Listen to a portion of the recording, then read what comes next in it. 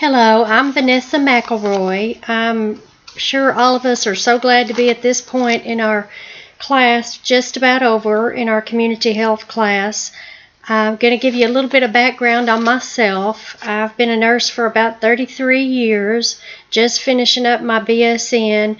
I'm currently house manager at the hospital I work in. And for our community health project, I had a lot of trouble deciding where I was going to do that at, but I ended up choosing a facility that is actually, I work for Baptist Health. It's actually under their umbrella.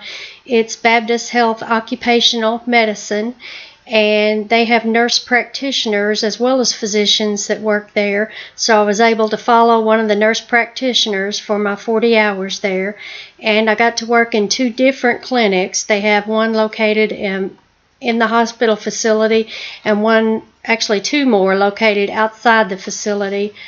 The one in the hospital did a lot more of riverboat people doing their physicals and things like that to get them ready for employment. The one at Calvert where I worked there did a lot more of DOT physicals, Department of Transportation physicals, and both of them saw injuries. So after I was there a while, I decided the project I thought they could use a little bit of help on was repetitive motion injury, because that's what they see more than anything. They do see some injuries from heavy lifting, but more from repetitive motion injuries, especially since the facility at Calvert City is located where there are a lot of plants in that community. So there was a lot of people doing some kind of repetitive motion, having injuries from that.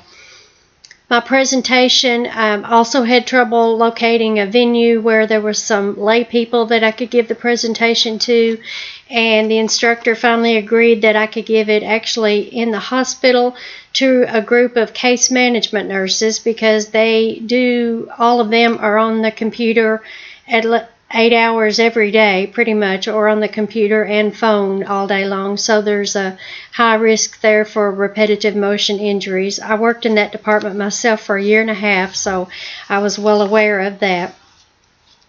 At the presentation I gave at the facility, I had 6 case manager RNs show up, and I had a PowerPoint presentation which I gave on handouts, and I've downloaded that for you so you can have that available too.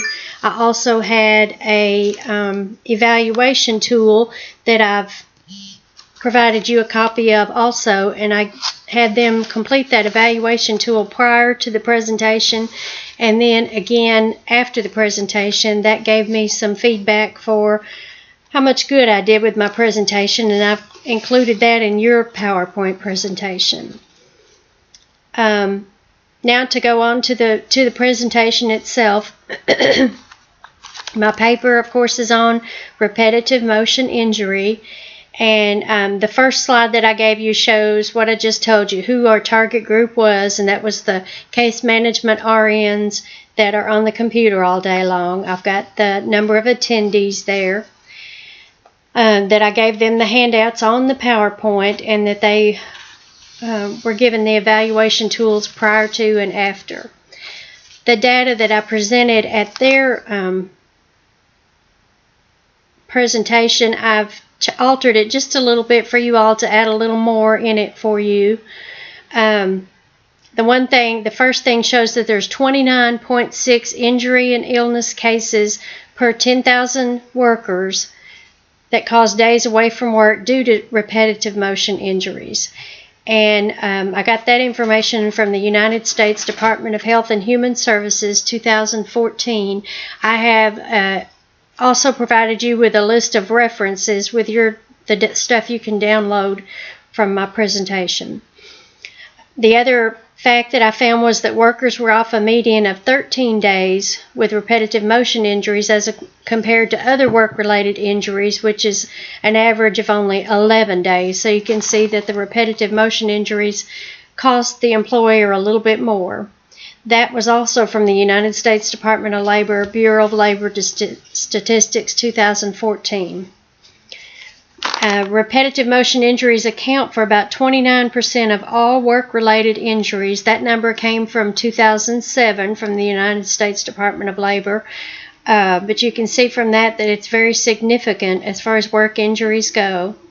In the Healthy People 2020, which we all had to use as data for our presentation, they did have this included in their goals, and their goals was to decrease the repetitive motion injuries by 10% from that 29.6 number that I had up there at the top.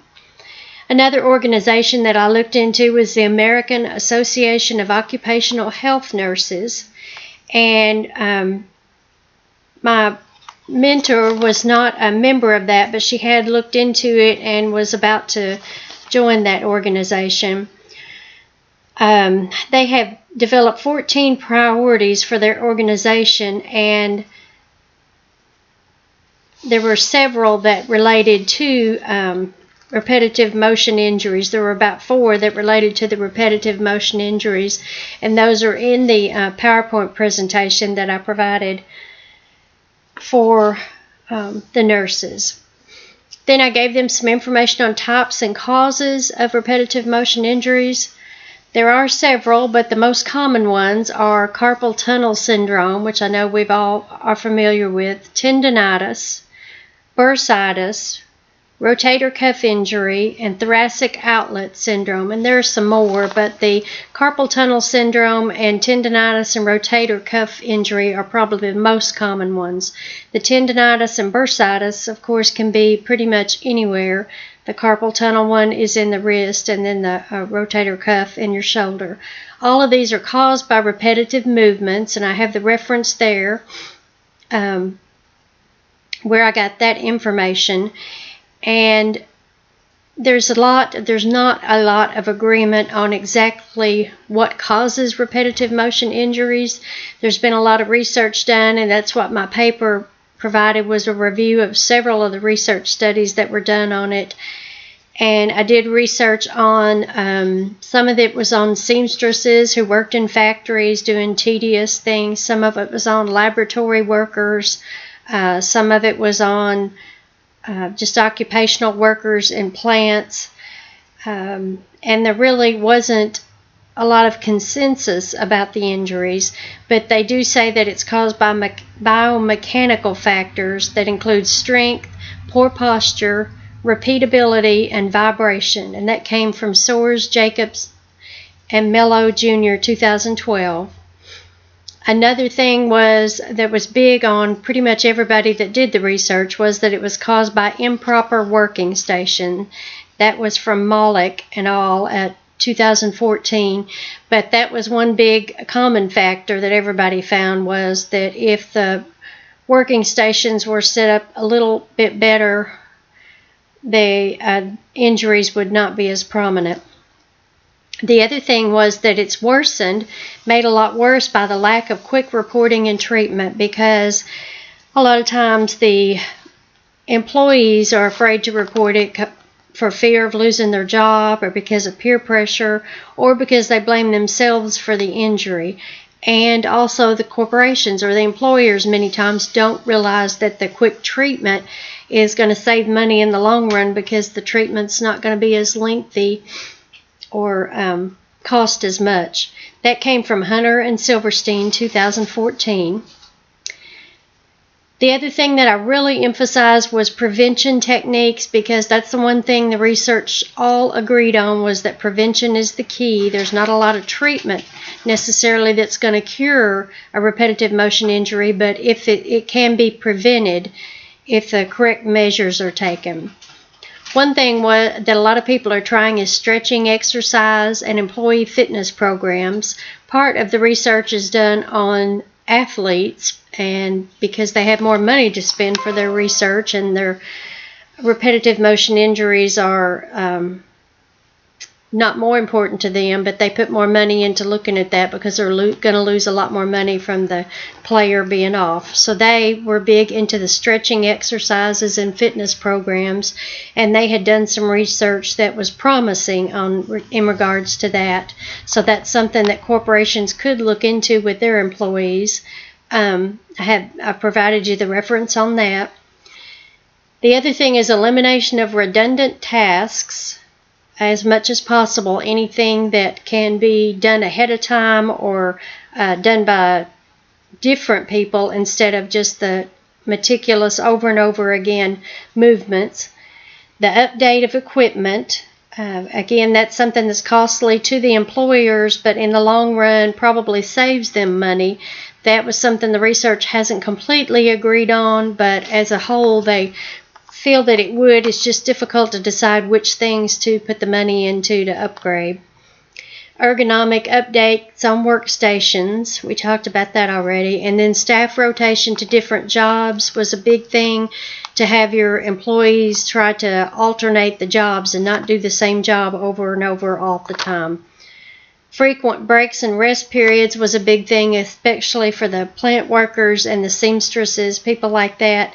They didn't have scheduled breaks and rest periods periodically throughout the day, and that's one thing that was big on prevention. Frequent breaks, rest periods, and adequate sleep, and not working extended hours every day, not long work hours.